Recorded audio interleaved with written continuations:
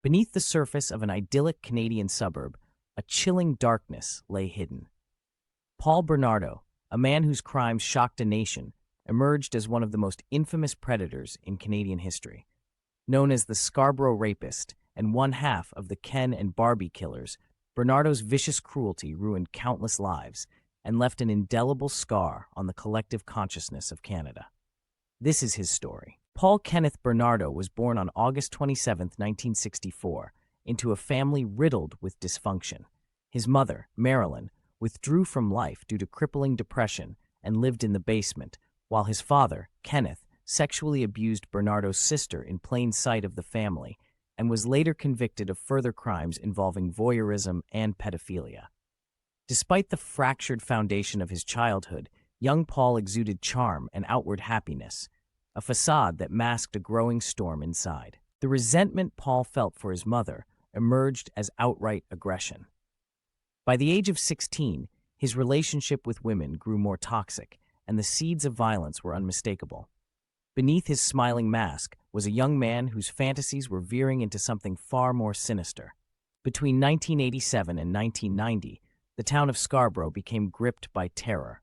Women were stalked, attacked, and violated with a level of cruelty that bespoke a calculating predator. He was dubbed the Scarborough Rapist by police, and the attacks grew in frequency and brutality. Bernardo's method was chilling in its simplicity. He would wait in the dark, often near bus stops, selecting unsuspecting victims. His heinous spree resulted in over a dozen confirmed rapes and attempted assaults, leaving a community paralyzed with fear.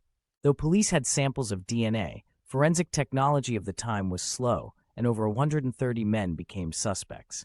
Among them was Paul Bernardo, who willingly gave his DNA in 1990. But testing delays allowed him to slip through the cracks, and his crimes only escalated. Fate would unite Paul Bernardo with Karla Homolka, a young woman who shared his appetite for control and destruction. The pair met in 1987, and what began as an intense attraction soon spiraled into a toxic partnership. Homolka actively fueled Bernardo's sadistic fantasies, becoming more than a willing accomplice. No one could have imagined the nightmare that was brewing. Bernardo's fixation on Karla's younger sister, Tammy, is where their true depravity surfaced. On Christmas Eve in 1990, the duo drugged Tammy, raped her while recording the assault, and when their plan went horribly wrong, hid the true cause of her death. Tammy was just 15 years old. The crimes of Paul Bernardo took on an even darker iteration in 1991 and 1992 with the abductions and murders of two entirely innocent young girls, Leslie Mahaffy and Kristen French. Bernardo and Homolka videotaped themselves taunting, raping, and torturing the victims. After hours of agony, both Leslie and Kristen were murdered before being discarded like objects. The horrors captured on those tapes would go on to serve as key evidence in the trial. Bernardo's arrest came in 1993 when his DNA was finally processed, confirming him as the Scarborough Rapist. His ties to the schoolgirl murders unraveled soon after, largely due to Homolka's shocking plea deal.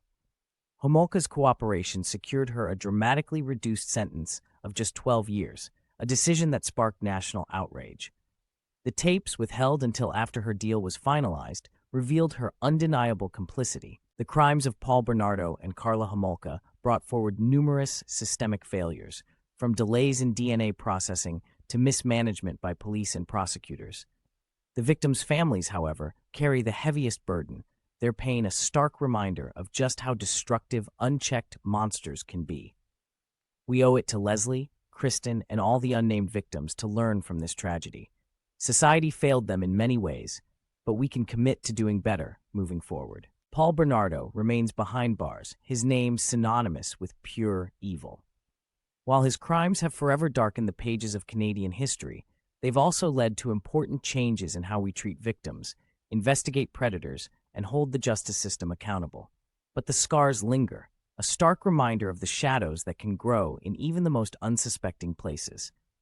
Dedicated to the lives lost and the families who continue to fight for justice.